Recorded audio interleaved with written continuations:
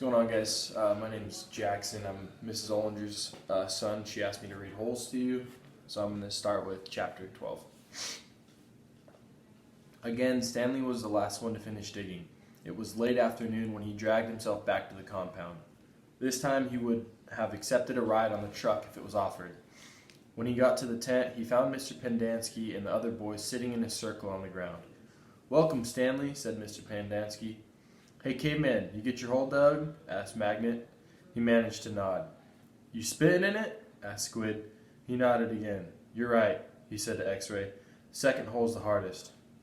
X-Ray shook his head. "The third hole's the hardest," he said.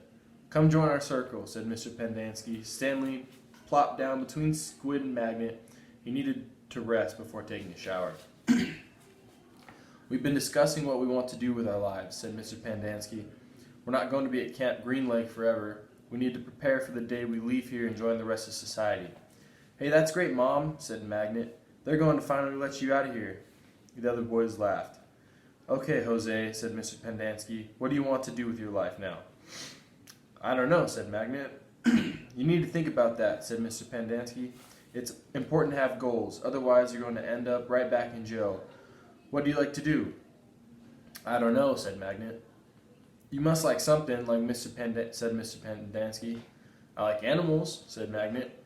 "Good," said Mr. Pendanski. "Does anyone know of any jobs that involve animals?" "Veterinarian," said Armpit. "That's right," said Mr. Pendanski. "He could work in a zoo," said Zigzag. "He belongs in the zoo," said Squid. Then he and X-Ray laughed. "How about you, Stanley? Any ideas for Jose?" Stanley sighed. "Animal trainer," he said. "Like for the circus or movies or something like that?" "Any of those jobs sound good to you, Jose?" asked Mr. Pendanski. "Yeah, I like what Caveman said about training animals for movies. I think it would be fun to train monkeys." X-Ray laughed. "Don't laugh, Rex," said Mr. Pendanski. "We don't laugh at people's dreams. Someone is going to have to train monkeys for the movies." "Who are you kidding, Mom?" asked X-Ray. "Magnet's never going to be a monkey trainer." "You don't know that," said Mr. Pendanski. "I'm not going to say it's going to be easy. Nothing in life is easy, but that's no reason to give up. You'll be surprised what you can accomplish if you set your mind to it. After all, you only have one life, so you should try to make the most of it." Stanley tried to figure out what he'd say if Mr. Pendanski asked him what he wanted to do with his life. He used to think he wanted to work for the FBI, but this doesn't seem the appropriate place to mention that. "So far, you've all done a pretty good job of messing up your lives," said Mr. Pendanski. "I know you think you're cool." He looked at Stanley. "So you're caveman now, huh? You like digging holes, caveman?" Stanley didn't know what to say. "Well, let me tell you something, caveman. You were here on account of one person. If it wasn't for that person, you wouldn't be here digging holes in the hot sun. You know who that person is?"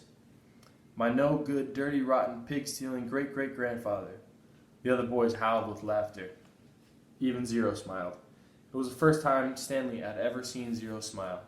He usually had such angry expression on his face. Now he had such a huge smile it almost seemed too big for his face, like the smile on a jack-o'-lantern.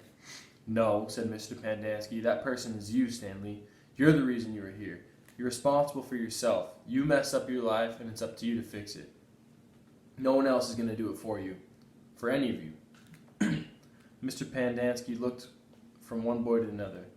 "You're all special in your own way," he said.